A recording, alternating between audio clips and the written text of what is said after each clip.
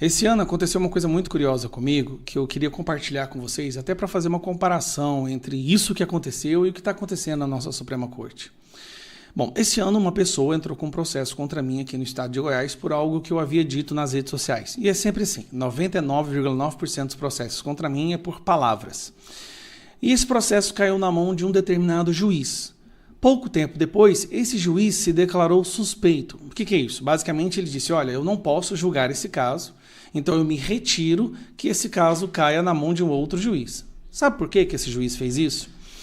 Porque o filho desse juiz é amigo do meu filho. De novo, o filho do juiz é amigo do meu filho.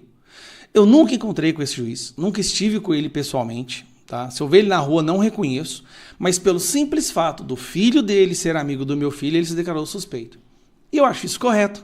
Se há qualquer possibilidade de ligação, tá, entre uma pessoa que está sendo julgada e o juiz do caso, mais do que certo o juiz se retirar. Afinal de contas, pode ser que há uma possibilidade daquele julgamento não ser técnico e ser influenciado por uma proximidade, por um relacionamento, uma amizade. Por que eu estou dizendo isso?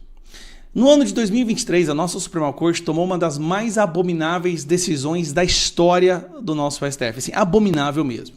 O que mais tem são escândalos dizendo que todas as vezes que uma pessoa tem um caso no STF, para ela garantir vitória nesse caso, nesse processo, para ela poder ser defendida, para ela poder ter votos favoráveis, basta ela contratar os escritórios das esposas, dos cônjuges ou dos parentes desses ministros. Isso é o que a própria imprensa fala. E aí eu trago isso aqui para você. Ó. Por 7-4, o STF libera juízes a julgarem casos de escritórios de cônjuge e parente. Então presta atenção. O ministro do STF, ele votou para que ele possa votar nos casos onde os escritórios das suas esposas são os responsáveis pela defesa. Isso aqui bota nepotismo como se fosse a coisa mais simples do mundo.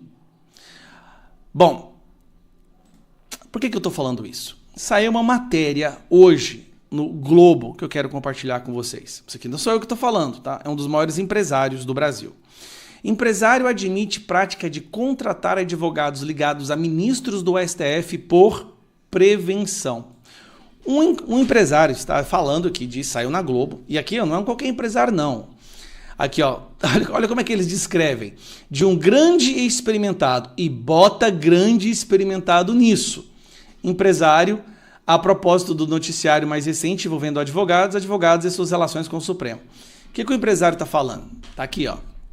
Preventivamente, a palavra de ordem é dar o contratinho, olha só isso aqui, é dar um contratinho que for, tipo um contratinho aí de 3,6 milhões por mês, mesmo que sem uma causa específica, para escritório cujos sócios tenham algum parentesco ou forte grau de amizade com magistrados, até porque é melhor tê-los conosco do que contra nós.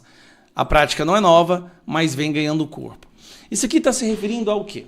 Isso aqui está se referindo a um contrato da esposa do Alexandre de Moraes, de 129 milhões de reais, para defender o Banco Master. O problema, que todo mundo já sabe, é que é um contrato com escopo indefinido. O Banco Master teve 77 mil processos no judiciário brasileiro. Esse escritório defendeu ele em um, que era um crime contra a honra do que um bancário tinha falado do Vorcaro há um tempo atrás. E mesmo assim, era prioridade do banco pagar. Prioridade. Um banco que estava falindo tinha como prioridade pagar as parcelas, né, as prestações desse contrato, que eram de 3,6 milhões de reais. E nós, que não temos essa condição de pagar 3 milhões de reais para um escritório ligado ao ministro do STF?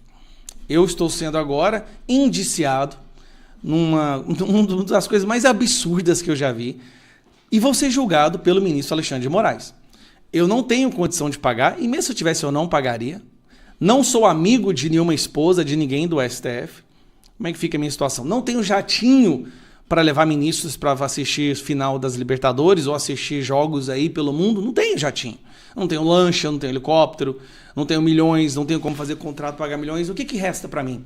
O que resta para mim é ser destruído, condenado, preso, julgado. É isso.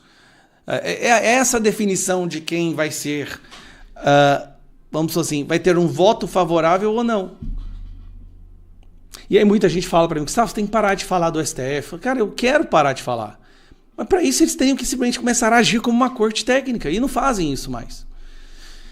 Agora, esse empresário, curioso, né? Ele não quer nem colocar o nome dele. Ele tem medo, porque ele sabe que se ele coloca o nome dele, qualquer que seja o caso que ele tem ali, ele vai levar, né? Ele vai levar. E o problema do Brasil é o que a gente fala nas redes sociais. É a tal da milícia digital. Não, o problema não é o fato que causa indignação que leva as pessoas a falarem nas redes sociais, não. O fato é das pessoas falarem. E não o fato que causou que elas falassem. O problema é a milícia digital, né, que reclama, que briga nas redes sociais. O problema não é o fato que causou essa indignação. É o Brasil, cara. É o Brasil. Aí vem ano que vem. Chance de reverter isso tem. Fazer maioria no Senado. Só que agora, quem é que vai conseguir chegar nas eleições? Essa é a pergunta. Os que estão colocados em primeiro lugar nos estados aí já... Cara, é muita oração. Tem hora que, sinceramente, tem hora que dá um desânimo. Mas um desânimo gigantesco. Mas não vou desistir, tá?